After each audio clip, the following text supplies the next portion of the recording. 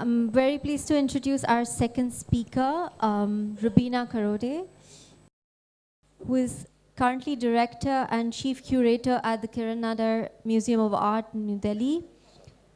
And between 1990 and 2006, she's taught art history at various institutions, as well as been a Fulbright Fellow in 2000. Some of her recent curated exhibitions include Nasreen Mohammadi, A View to Infinity in 2013, Is It What You Think? Ruminations on Time, Memory and Sight, 2014 at KNMA, which included 17 contemporary artists, as well as further iterations on the artistic practice of Nasreen, with Nasreen Mohammadi, Waiting is a Part of Intense Living, 2015, at Raina Sofia Museum, for which there is an extensive publication, which is quite brilliant, as well as co-curated Nasreen Mohammadi recently at Met Breuer in New York, 2016. She has also worked with several leading women artists, such as Sonia Kurana, as well as curated the retrospective of Nalini Malani. At Kochi last year, there was the Pond Near the Field, 5 artists from Kerala, as well as retrospectives of artists such as Himmat Shah, Jairam Patel, which has included a lot of first-hand research and writing, for which Roobina's practice at this point is a great example for us working on particularly Indian modernism. She has also co-curated from India to the first Asian Art Triennale in Fukuoka, and has in 2016 been a recipient of the India Today Best Curator Award of the Year. Welcome, Roobina. Thank you, Priyanka. Thank you, Pratik and the Experimenter team for having me here. It's been a pleasure, and I have been listening to your previous conversations, and I've really been enjoying them. Thank you, Pedro. I think your presentation was provocative, but I don't have, I'm a slow worker. I don't have either your fluency or your speed. So please warn me with the timings. As said in my introduction, I am now with the Kiran Nadar Museum of Art, which is a private museum on modern and contemporary art in India, in New Delhi. And before that, I was teaching at various institutions, and therefore, like many others who would have come here and said, I'm not trained as a curator, I didn't study curation. I began my career as an art historian and an educator, and was teaching in various institutions, then started writing, and a lot of my students became artists, and that's how I started doing modest curating their shows. Many of them are now recognized names, but that is how my interest in curating art began. So my curatorial practice actually comes out of, I would say, 2 different tangents or perspectives. One is being part of an extraordinary journey, which is at a leading new institution, KNMA. And the other would be coming out of my practice as a teacher, educator, bookmaker, and a curator. And what is happening at the museum at the moment is I am responsible actually to really build this collection, simultaneously build an audience base for the museum, and also a building, which hasn't happened as yet.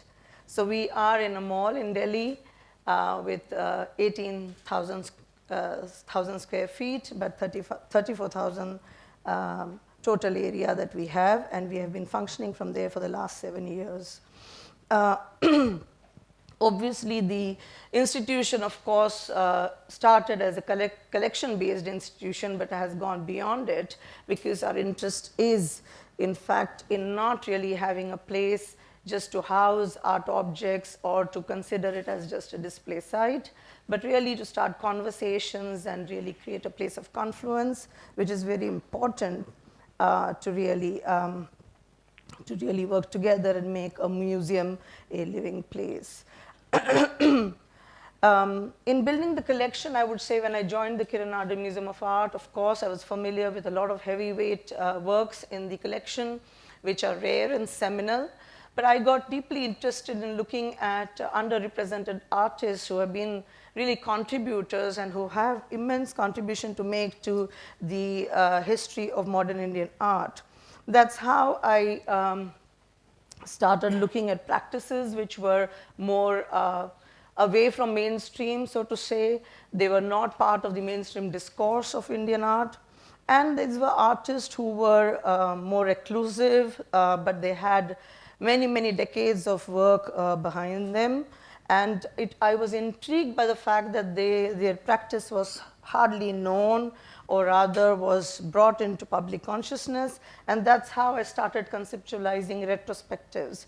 And as Priyanka and Pratik just mentioned, and Natasha mentioned, I was very, very moved by the fact, or rather intrigued by the fact, that the National Gallery of Modern Art had hardly done or looked at comprehensive corpuses of women artists in India, barring Amrita Shergill, who is in their collection.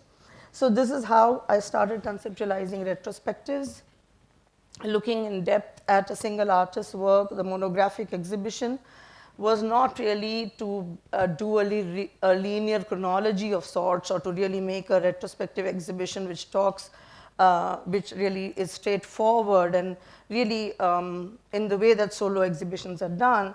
But I was deeply involved and engaged with the artists whose retrospectives I started working on. On the other hand, I was also looking at the collection and taking the collection into breadth. And so there were thematic group exhibitions that I was trying to look at, and how they could be done with many of the many important concerns being addressed by artists.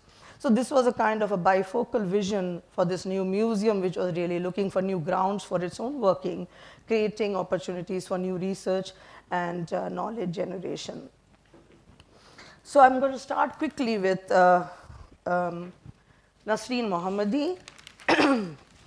And as I said, that as a student of art history and someone who studied in Baroda, I had seen a lot of work which was based on figuration, on anthropomorphic representation, a lot of exhibitions done around very important and magnificent painters who painted the figure. But Nasreen, who was right there in Baroda, was not really part of that discourse, and her work somehow was not included, or rather not part of many of those important exhibitions that were being done then. She silently worked, she had an uncompromising attitude, she was committed to what she was doing, and I met her because she was my teacher. I studied with her at the Faculty of Fine Arts, and then through years I realized how she worked, how she practiced. And the question that came to my mind constantly was, what do you do with an artist whose practice is not part of any group, any movement, and the mainstream discourse? How do you challenge, how do you look at such an artist who has not been really, who's not market savvy, who doesn't speak about her work, and yet her work is absolutely admirable and important? How do you really, how do artists conduct their lives? Can you separate their life from their art, or can their art be looked very differently from their lives? And this was a real important case study for me, because I knew Nasreen many years. She was a private person, she lived life alone, and she actually was focused on what she wanted to do, and that was her bearing in life and in her art. And when I started working on this exhibition many years after her death, I was also very concerned about doing art historical research, but bringing in biographical details, but not making the exhibition hagiographic, because of my proximity to her. And also asking the bigger question why abstraction in the 60s, as early as in the 1960s, had not really found its place in the discourse of modern Indian art. Next.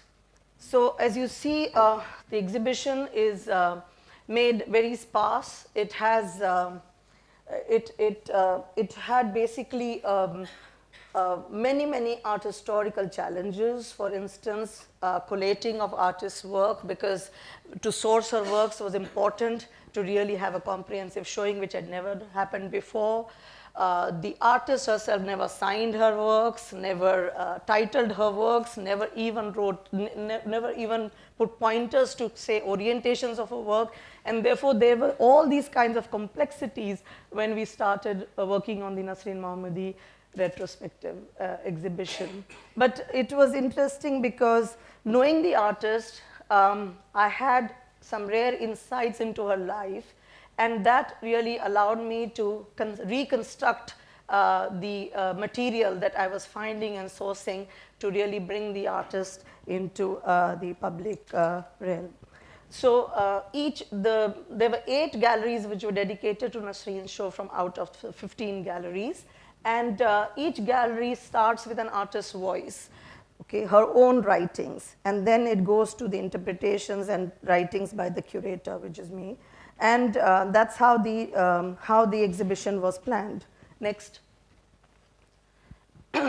My starting point was her studio. I recreated or reconstructed a studio because I was one of the few people who really got to spend a lot of time in her studio. She was my neighbor, and therefore that was possible. And we had a pact because she was failing in Hindi and she could not get a permanent lecturership. So I used to go to teach her Hindi, and she used to look at my drawings. And the secret code was to ring the bell 3 times to say, "This is Roobina," so she can be let in. She was a very gentle soul and would never allow anybody to go back if they had knocked her door. So this pact was very important. But what really became my lesson from what inspired me of this artist was being just 17 years of age. I was sitting in this room which was completely barren, which was like a Sufi's den. It had her drafting table. She actually sat on a low stool on the ground. Nothing was on the walls, actually. And she lived almost like a saint. I would say a Zen kind of a room. And unlike other artist studio, this was a place which inspired you to reflect, inspired you to think.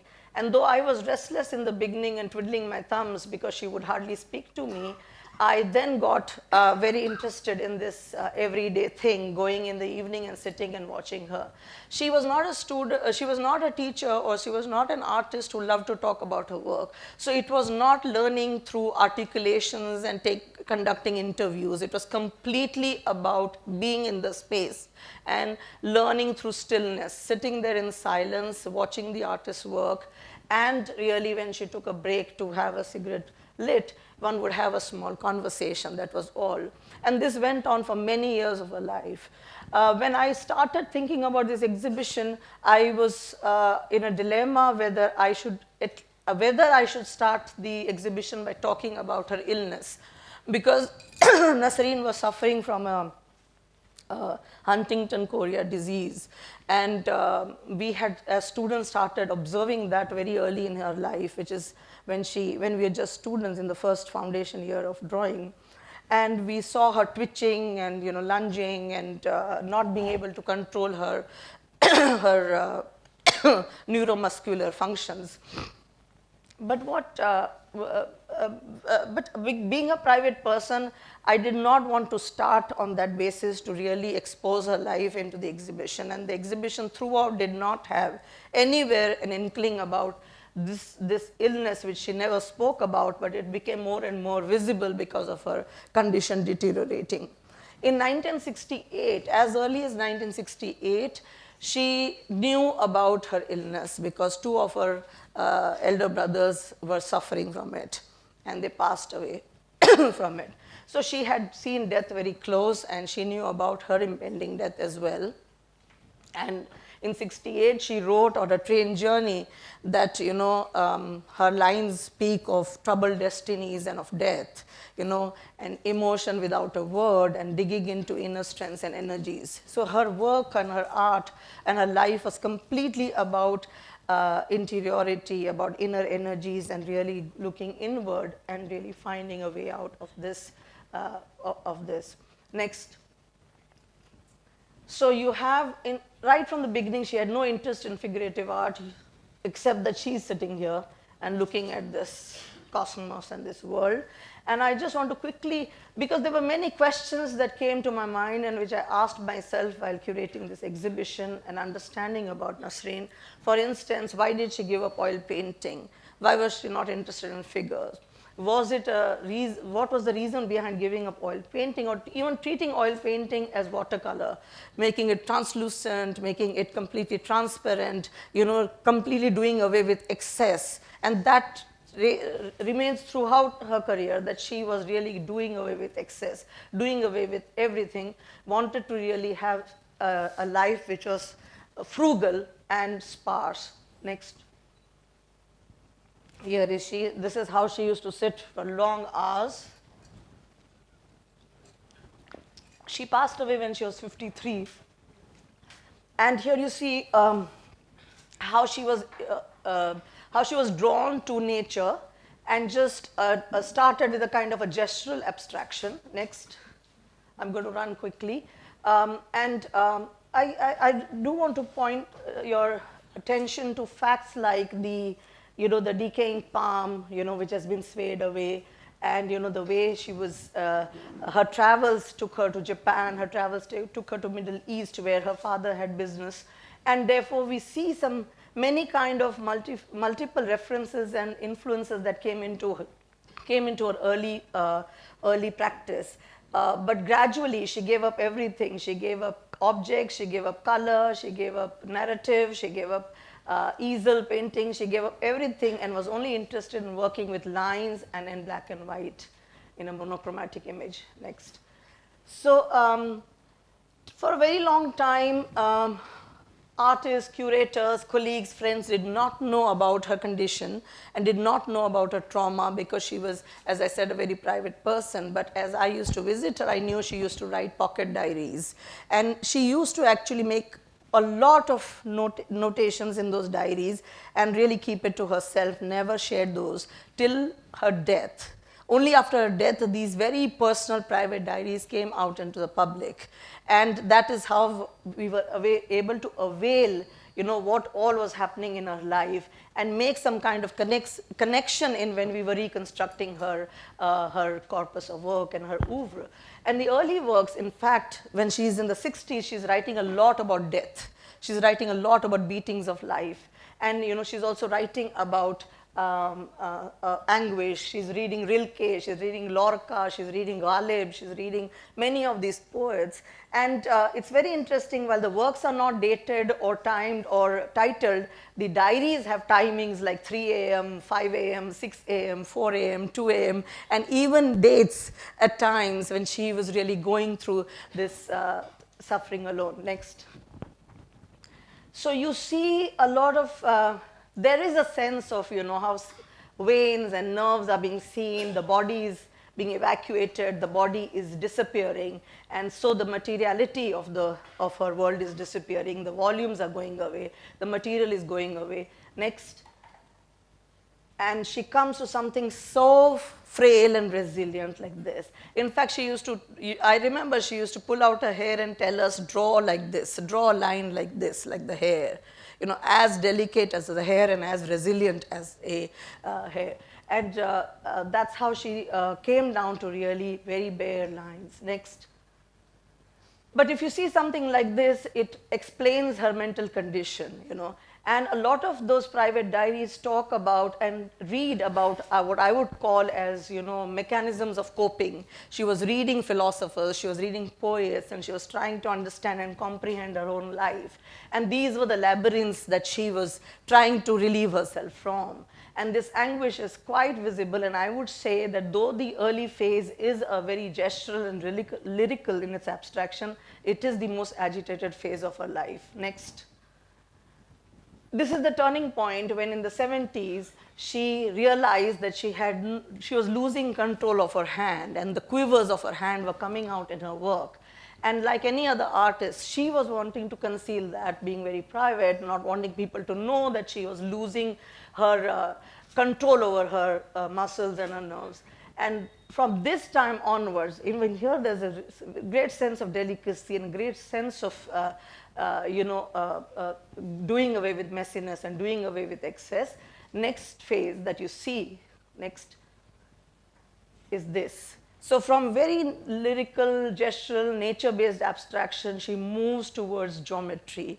And this is the point when she starts working with precision instruments, drafting on a table, putting her paper there, sitting on a stool.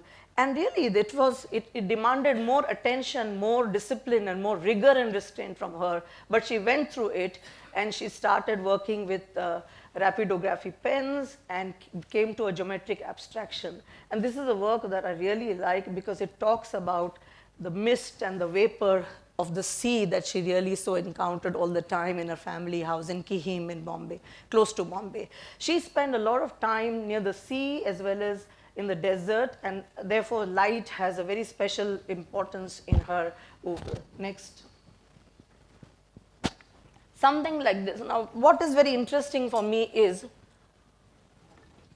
as Nasreen moved to geometric abstraction, what is happening here is she is now drawing lines endlessly, straight lines, and the base lines on which there are other lines, on which there are other lines, and she is layering her works to a great extent. In fact, in this, I can say and share now, when we did the research, I counted 280 base lines in this work, and this is not a computerized work, it is handwork. For a person who was suffering, who could not walk from here to there without lunging and dropping herself, how did that courage and strength come? Is something that one must ask. And therefore, at times when you hear words like transcendental and spiritual, which are still not accepted very well in many of our art historical and curatorial work and tradition, I really ask this question: how does that happen to an artist who cannot really even walk well,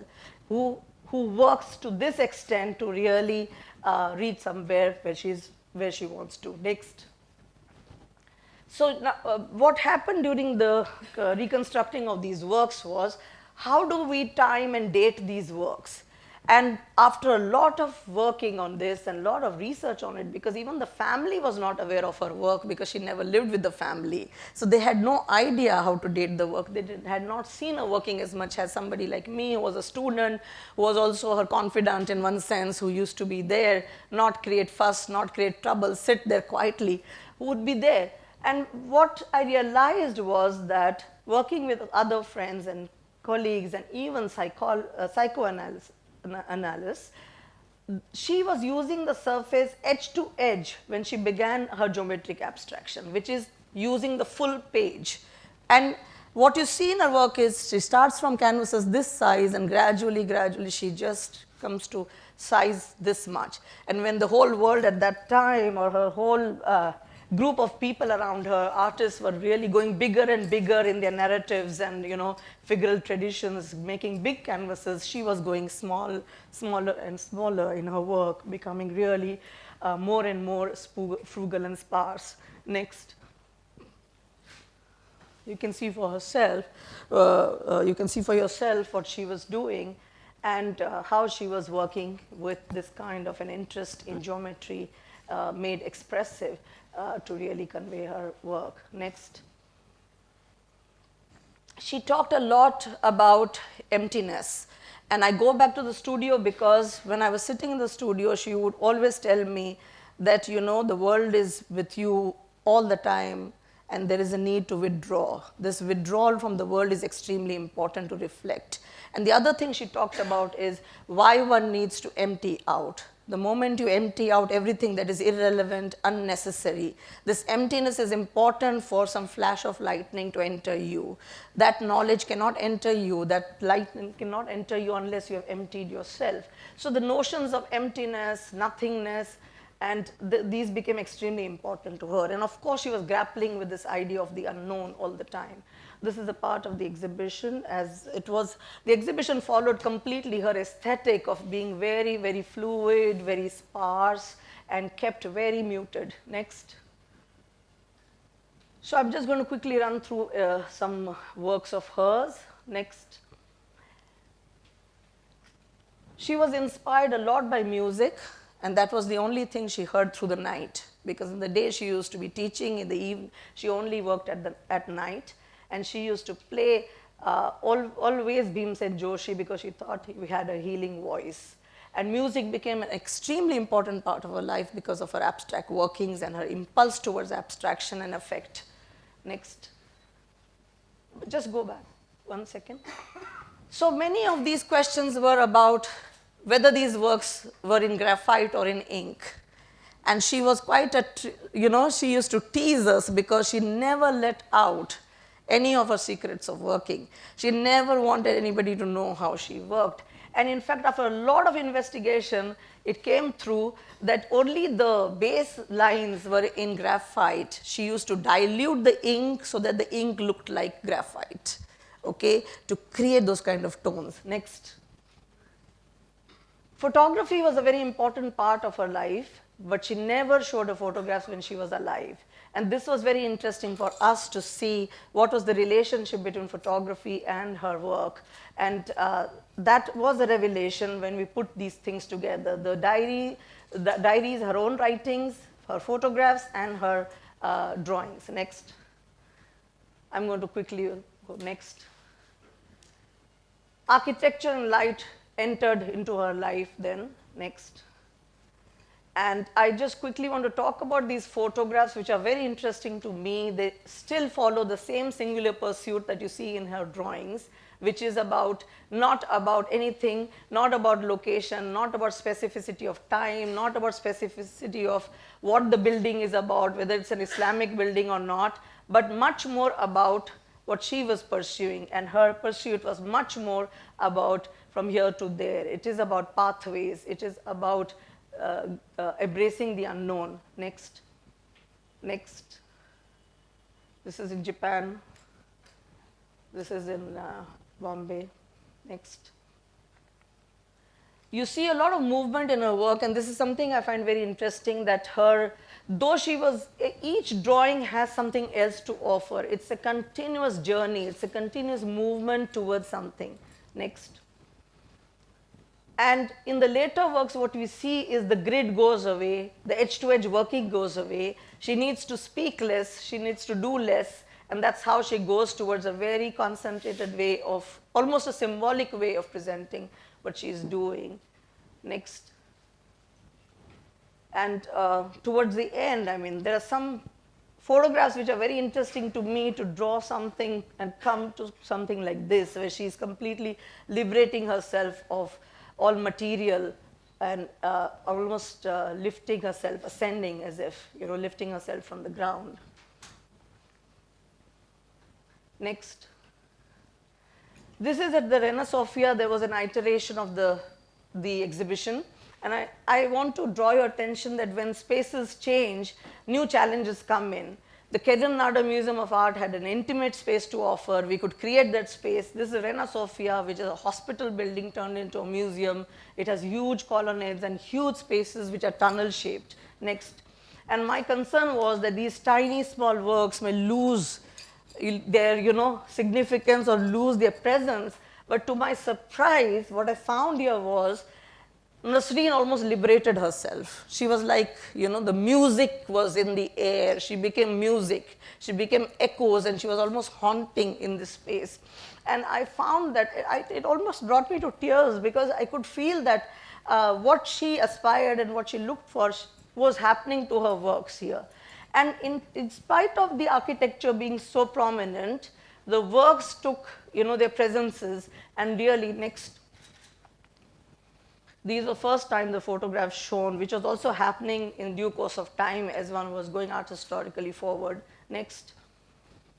Look at this work. The work is just, it's just floating in air. It has got its release, I would say. Next. And at the Met Brouwer, with Marcel Brauer's building, which is so modernist, it took on another kind of presence, I would say.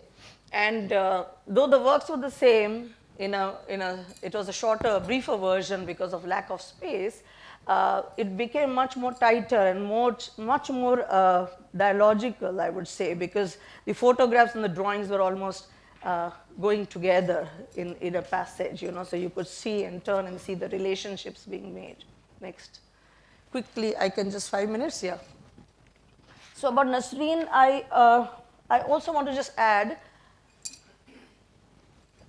forms of reception and audience are extremely important. When I did this exhibition in Delhi, there was apprehension that Indians have not really understood abstraction, have not been shown abstraction. A lot of work that comes out in such abstract and very frugal way, there is no easy comprehension about the works, and therefore how would people receive Nasreen Mohammadi?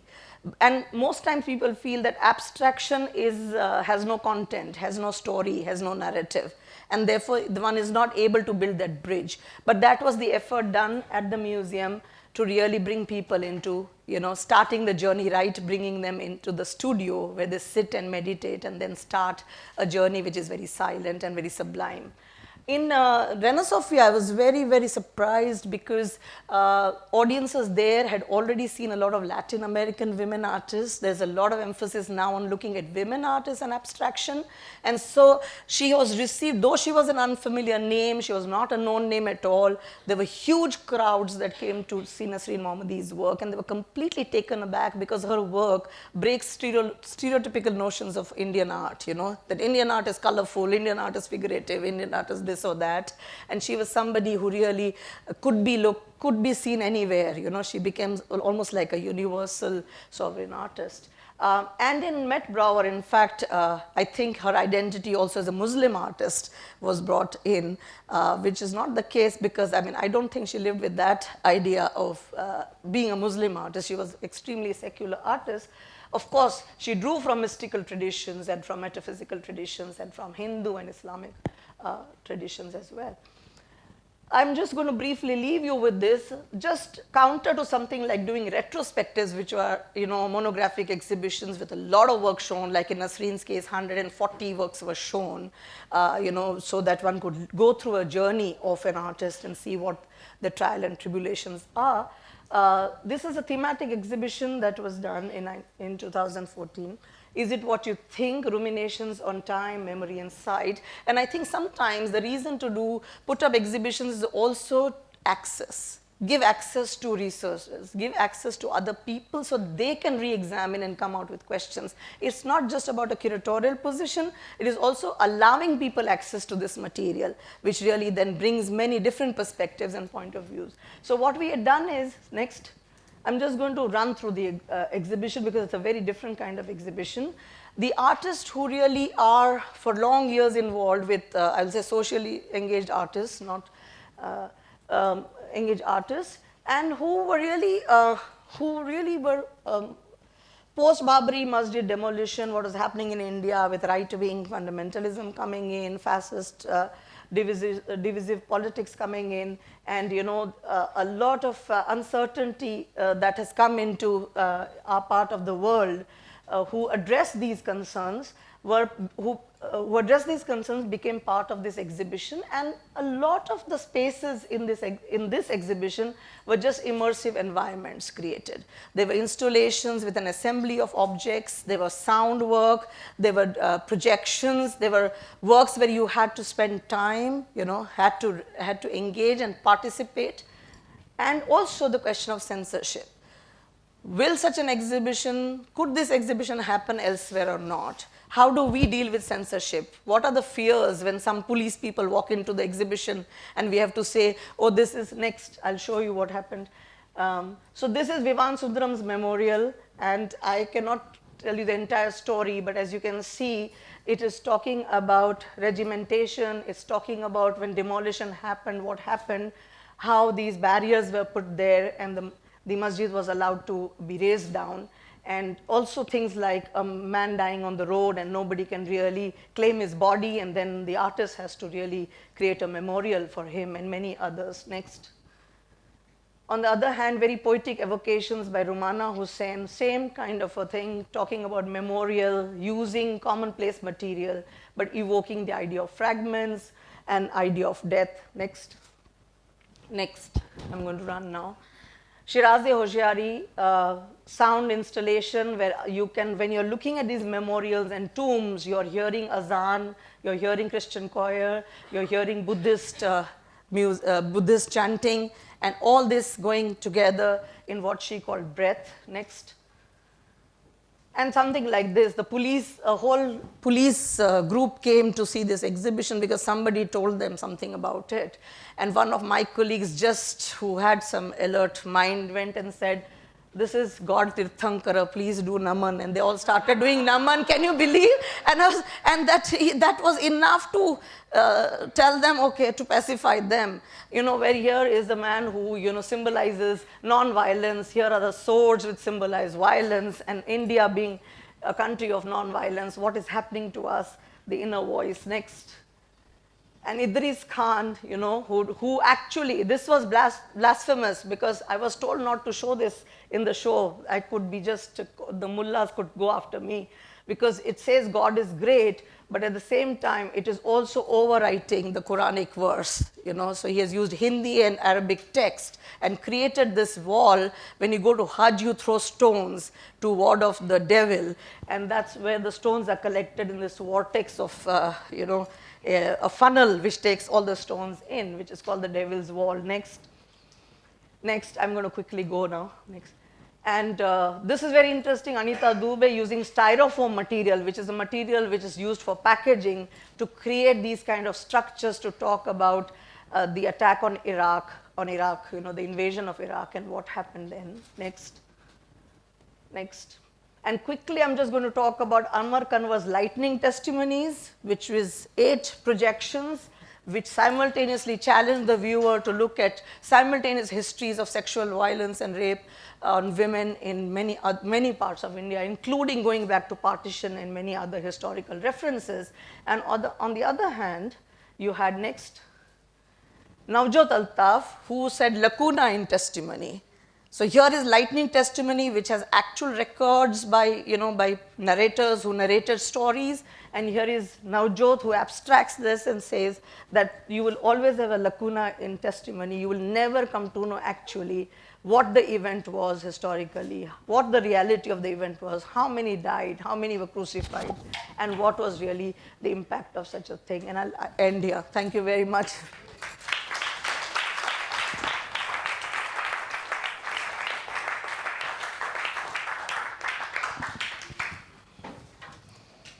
Thank you, Roobina. I want to start with a question that I've actually wanted to ask for a while, which is, in our kind of quite complex history, how do we kind of continue to look at singularity when exhibiting Indian modernism? Because we know that even when you talk about abstraction, there are so many vocabularies of abstraction in every region of this country. And so more and more, as there are demands, you know, from international museums and archival institutions that wish to project a certain idea of Indian and South Asian modernity, I'm wondering how we can continue to retain the differences, the necessary differences that are taking place, that have been part of practices, from questions also of language, of training, of class, and of differences in the political mentalities also of the artists of our country, where they were often very, very much in disagreement with one another. How do we show those differences when we exhibit their work?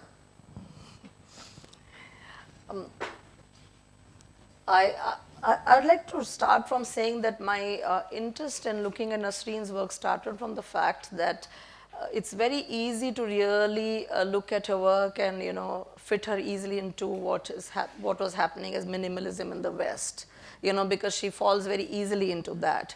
But knowing Nasreen and having observed her for very long years, I realized that it wasn't that she studied in London in St. Martin's and she traveled to Paris on a scholarship and to many other places. She had this kind of a very pluralistic or multifarious kind of exposure and reference. Being an artist, a woman artist in the 50s, she was widely traveled. She went with the camera wherever she wanted to go. She was exposed to a lot of art as such. But my concern was that the readings that were coming about in Nasreen's case were all really referencing to the West. Whether it is comparing her with Agnes Martin or whether looking at, what minimalist artists were doing then and trying to draw a parallel, or even her interest in Paul Klee at the beginning of her career, things like that. But I found that she was equally interested in Islamic philosophy. She was interested in Sufism. She was well read in Zen. She knew mandala art. She knew Upanishadic thought. And her art was really imbibing from wherever it could for what she needed from it. And it became a very complex way to really bring down that this kind of a formal working was really not formalism of that kind. It wasn't it was not empty in that sense.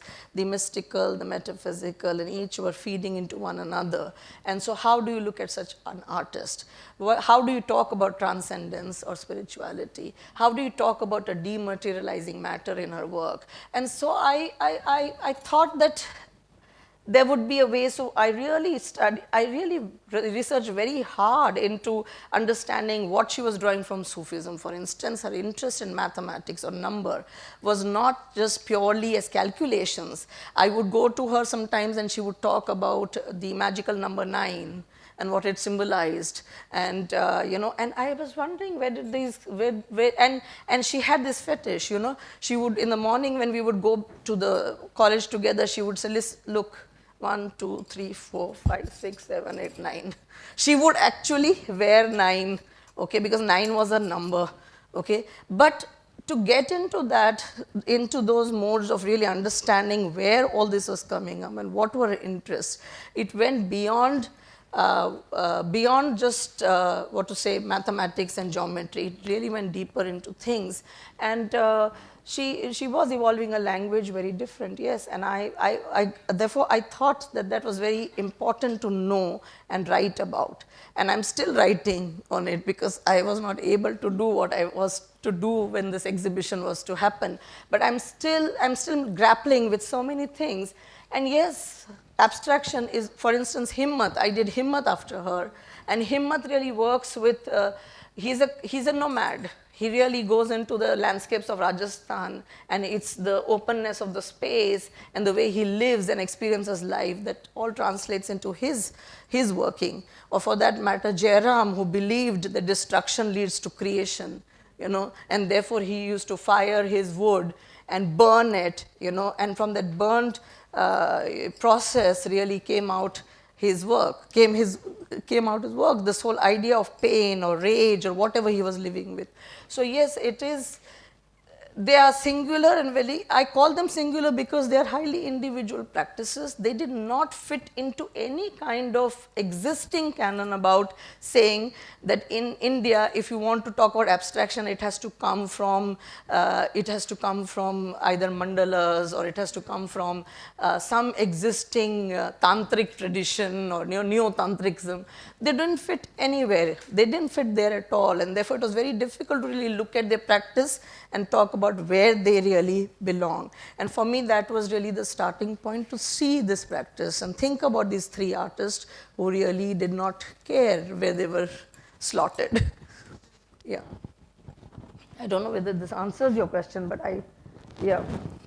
Maybe you can try to take it. I think to extend it, because it was great actually how you referenced Jairam Patel and Himmat Shah. But also I was thinking a lot about Manida, K.G. Subramanian, who, in a sense, in a different way, was somebody who taught generations of artists. Yes. And in him then was a sort of, he was an institution himself, in a sense. And I'm just trying to think how somebody like this, who worked to the last day, who was an educator, who wrote prolifically, what is our responsibility here? You know, even, I mean, especially since you're now within a private museum, but again, building a publicness around it. How can we even think about these individual artists as institution makers in their own right? I'd like to ask that. Yeah, I mean, you're right, a lot. I mean, several generations have been inspired and influenced by K.G. Subramaniam. In fact, I think Himmat, for instance, talks extensively and admirably about him, that he was the person behind his whole, this whole understanding of, breaking these divides between art and craft, and high art and low art, and popular art, and things like that. And this just opening out to, the understanding of, making, arriving at a vocabulary or a language that really does not bother about these, these divides that we have created. On the other hand, I want to talk about somebody like Nasreen again, because her pedagogy, which is something that I even refer now, and throughout my teaching I have referred to that, where she would never teach in the classroom. She would take us to the Kamati Bagh or the Sayaji Bagh. She used to walk us there, and she just would completely go into a performative mode and just stop us and say, now you will see a leaf falling, and a leaf would fall. And what was that teaching, where you are so sensitized to everything around you without having to really demonstrate how to draw, what is the best kind of drawing, being a drawing teacher? She never demonstrated that. She was even her teaching was abstract. She used to completely sensitize us to music, to sound, to echoes, to what you need to see, how alert you can be, where does the light come from, where it disappears. And I think those kinds of lessons is a pedagogy that I really want to talk about and really want to write about, because it's not about classroom instruction at all, even being a drawing teacher. And I think that opening up of your mind, is so important for an artist. I was training to be an artist. I didn't become, that's another thing. But that's how I was in her class, okay? But this kind of pedagogy, which doesn't really impose or doesn't try to prescribe, and yet all her students will talk about Nasreen as the teacher, because they all have learned something from her. And even though in Baroda at that time abstract art or abstraction was not practiced, I think many of them over the years have really gone back to that, the lessons that they learned from her, or the kind of sensitivity that they imbibed. So yes, Manida has a place, a very important place, and the museum is really looking and has acquired a lot of his work. In fact, when he passed away, a tribute exhibition was not just about showing what a great artist he was, but trying to show a man who lived with passion and enjoyed everything, not just painting and drawing, but everything. He could talk about food, he could talk about music, he could talk about theater, he could talk about craft, he talked about textiles, he talked about so many things. And that kind of an integrated approach, or an integrated way of looking at the world and living the world like that, I think is a great lesson. And I agree with you that these are institutions by themselves, and it is important really to not just talk about the practice, but talk about this kind of a very integrated way of living as well, or a very unified way of living. So we're open for questions, please. Lauren. First of all, I just want to say thank you. Really appreciated your talk, and when the Nasreen Mohammadi show came to New York City, it was really important and really eye-opening, and it's really exciting to hear how you developed it and about its previous iterations. But I just wanted to ask you about one moment that you mentioned but then moved on from really quickly, and that was the moment in which you decided to show an artwork against, or at the risk of getting in trouble. You said that you feared censorship, you feared, I forget the actual work, it was the one with, yes, yeah. Memorial. Yes, exactly, yeah. And I thought that was an impressive instance of curatorial courage, and I think that those are kind of moments that are defining as well for curators, when you really have to take a stand within your institution and put yourself on the line and decide really to take a risk. And so I just wanted to ask you to talk a little bit more about that moment and how you just, your decision to show the work. Yeah, I must first say that I would have not been able to go forward if the founder had not supported it. I think Mrs. Kiranada, she's a very enterprising collector, but besides being a collector, I think she is very courageous in many ways, that she collects as well as what she wants to show at the museum. And while we were planning this exhibition, we had a lot of feelers about how you'll have to steep security, certain kinds of groups may walk in and trouble you, all those things were there. But we really wanted to do, because I totally believe that this exhibition itself took a form of protest. The exhibition is conceived and conceptualized as a form of protest, if you may say, or a form of resistance. We need to resist social injustice. We need to resist this kind of a religious divide. We need to resist, many things that are happening around us. It's not as somebody said, as Pedro said, complicit. You can't just be complicit about everything. And how do we do this?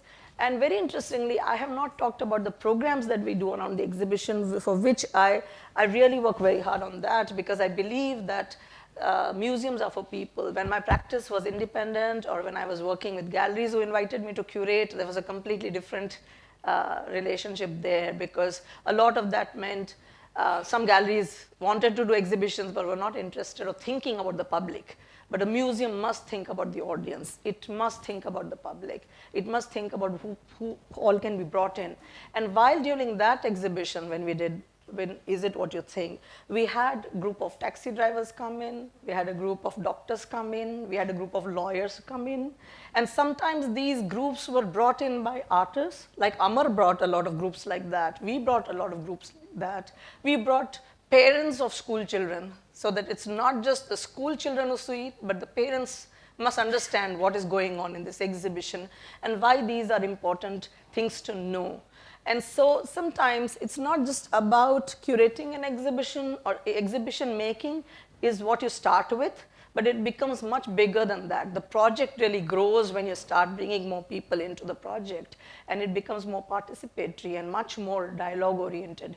And I think I had some amazing moments with lawyers talking about certain things in the exhibition, or for instance, rickshaw drivers who were brought into the show. A group of rickshaw people, auto rickshaw drivers were brought in, because they are also responsible in a city, because they take women all the time at night to drop them here and there, and sometimes there is mugging happening, and sometimes somebody is raped and things like that.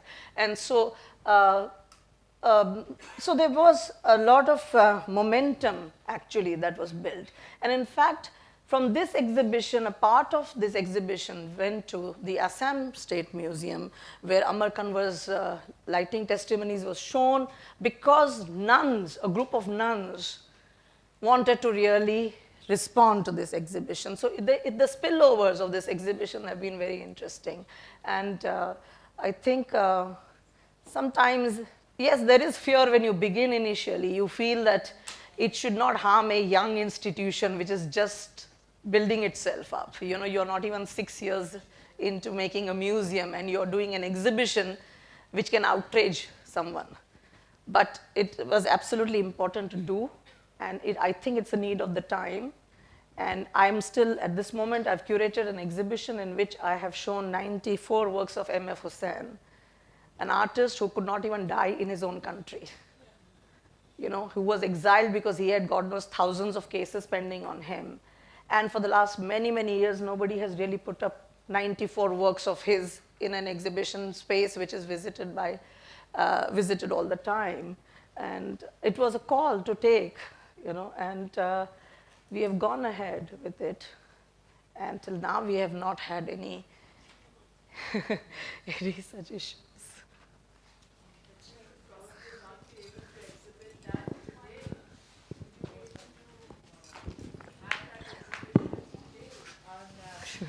Vivan Sundaram's on the demolition of the Babri Masjid. Would you be able to hold that today? I don't have an answer to this, but I'm doing in February a huge retrospective of Vivan Sundaram's at the museum. And there are some other works as well where, which address these concerns and really talk about the kind of situation we are in. Even when I was doing this 3 years ago, I was told that the memorial has only been shown once in Delhi, and that was just after the demolition of the Babri Masjid. And after that, it has never been shown. But, and I found it very interesting that the artist said 1993 to 2014, which means an ongoing work. And there were new pieces that really came into the work. So there was something that was very close to the moment, the event, and something that he has reflected upon after many years of continually thinking about what it means. What is this country? You die on the road, you can't even claim the body, because if you say it's a Hindu body, then you're in a problem. If you say it's a Muslim man, you're in a problem. It's in fact, I had a very long conversation with him, and in fact, most of my exhibitions, in fact, I would say, are very long conversations over years with every artist. It's not just Nasreen. I've known Himmat for 25 years. And I have been in his studio for, I can not even count the hours, where he has made me sit for 7 hours and not even spoken a word. But a friendship has grown out of it, where I have been able to break all those barriers that come between a curator and an artist, in that sense where the artist can feel at home and really express whatever they want to, and talk about moments that they haven't spoken to anybody, or other, things in their life that really left them either wounded or either bereaved or either, exhilarated, things like that. I think actually my curation is about, I can only, perhaps it's a flaw in me perhaps, but I can only curate if I'm inspired by the artist and I have really known the artist. To the point that it's not like today I've met the artist, tomorrow I've interviewed the artist, and third day I've curated an exhibition. I just fail to do it. I'm not able to do that, and I think it's my own limitation, but I need to really be totally, for me that art, if I have not understood the person, I'm not able to emote or gain from that art that is produced. I have this, and I have realized this, that is also the reason I did very few shows when I started my career, because I was, right now there's Jayashree Chakravarti sitting here, whose exhibition I'm curating at Guimet in October in Paris. And over the years, I have had so many conversations with Jayashree Chakravarti, to the point that I have got, what do I say? I have gone into, I've entered a life and I don't know how to exit it. So I'm totally, I've gone into it and I fail to really leave it, So anyways, that's... We're actually going to have to slowly wind up, but maybe one question for now, and then we're going to take more questions later.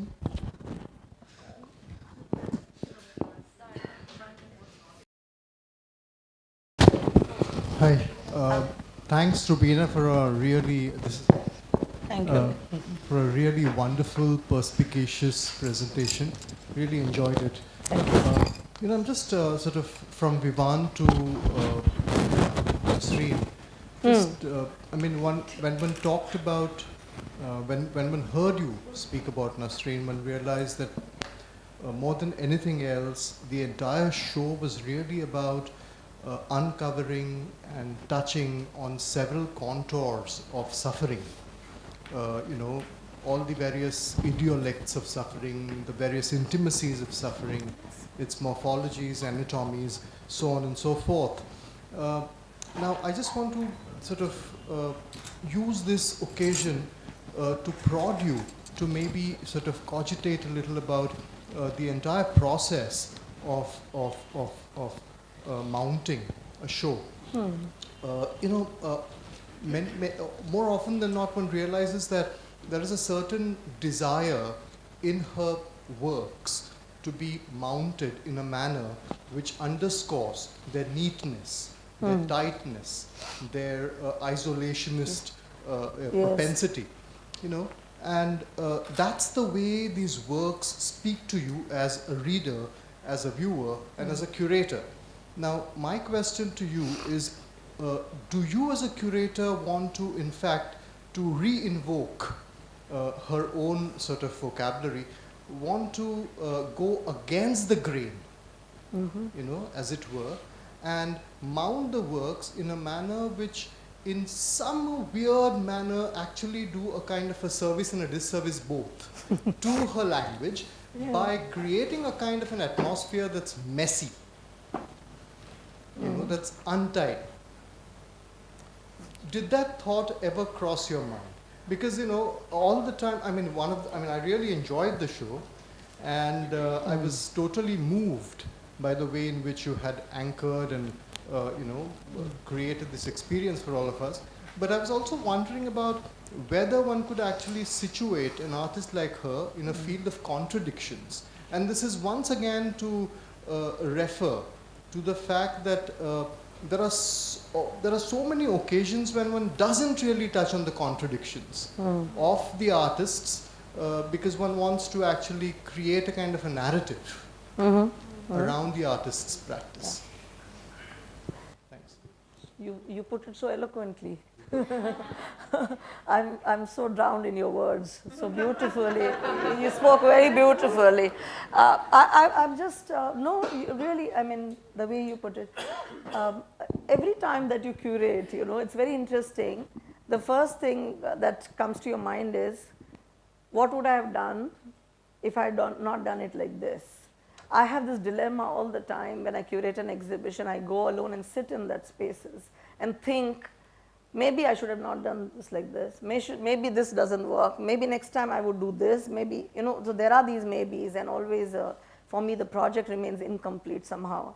I am not able to bring closure. But you're right, when I started thinking about this exhibition, and because I was working with a museum, and there were many other people also involved to think whether we should do an exhibition right in the beginning of a museum that is setting itself up, an exhibition as complex as hers or as abstract and obtruse as her. The thoughts that were put forward was, why don't we have the studio in the center of the museum? Why don't we put big works here and small works here, and there were all those kinds of things. And I must have drawn at least 12 to 15 layouts of this exhibition, because I was trying to say no to everything that was being proposed, because knowing the person, I was also thinking about many things that, for instance, the center stage studio. For her, it was such a restorative, a space for healing, you know, it was a meditative space. It was in her house, but in a space which like was completely in the corner, and it didn't work with me. So there are things that I went along knowing her so well, so that was one part of it. But I did things that she perhaps would have not liked also. For instance, my juxtaposing her drawings and photographs together. Whenever I used to visit her, she would hide her photograph, okay? And occasionally she would tell me, I'm very excited today. See, here is the birth of a triangle. And it would be a photogram which would have a string on a triangular shape or something. And she would share that. But most times I never got to a peep into the photographs. And I read in there is such a dearth of literature on her. There's nothing written about her. When I started my research, I could barely find one Geeta Kapoor piece and one small review by somebody, and that's it. There's nothing. And whatever I found just referred here and there about what she was showing. But I spoke with her, one of her friends, who's a music person. And she, with the long conversations with her, she told me about Nasreen and how Nasreen would not want to show her photographs because she didn't think her photographs were good. She didn't want to show them because she didn't think that that was important to show. What was important was what she was doing in her drawings. But I deliberately pulled out those photographs to juxtapose, and that she has to forgive me for that. But the other thing that was there, I did think about some messiness. So let me tell you, and this is a very confidential thing that I'm revealing today here in public, which I have never spoken about. I painted a room messily.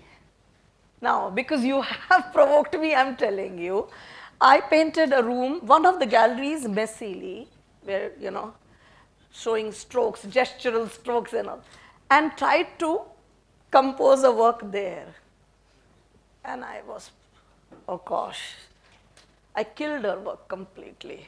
And I could not live with the thought that this doesn't work only. It didn't work. The work doesn't allow that mess. The whole idea of, that thought about shunning oil painting, for me, the reason behind it is oil painting is messy, period. The messiness of oil painting, you have an excess on your tray. You have brushes and oils and linseeds and turpentine, and that was not the stream. So for me, many such revelations came from very small little things that going back to the material, going back to the artist, going back to those memories, going back to things. And I was able to think about many things. And I just said, I'm not going to enter this room till this is again painted white. Okay, so this is a story today I'm sharing that I did try to think counter and do something which was not Nasreen in that sense, But in her case it didn't. Like in case of this one, in case of Himmat, I did many different things. Okay, and Himmat is alive. My dialogue with Nasreen is she's somewhere and I'm here. I'm going back and forth in my memory, talking to her. But with Himmat, I did things that he finally told me, I'm out of this. Okay, you do it your way. So that he liberated me at that moment and said, but yes, you're right that this is, but it's a very interesting question because I do think that contradiction and I still feel that what I've done in Nasreen is, yes, I did invoke her voice in every room to take the narrative in the way that I wanted to, but the end product, the exhibition became much larger than her. Because it addressed questions which she must have also not addressed. Perhaps it went beyond what she was doing and what she was doing. Okay, we're going to have to conclude. Thank you so much Thank for you, the Natasha. questions as well. And we're going to take more questions. Thank you.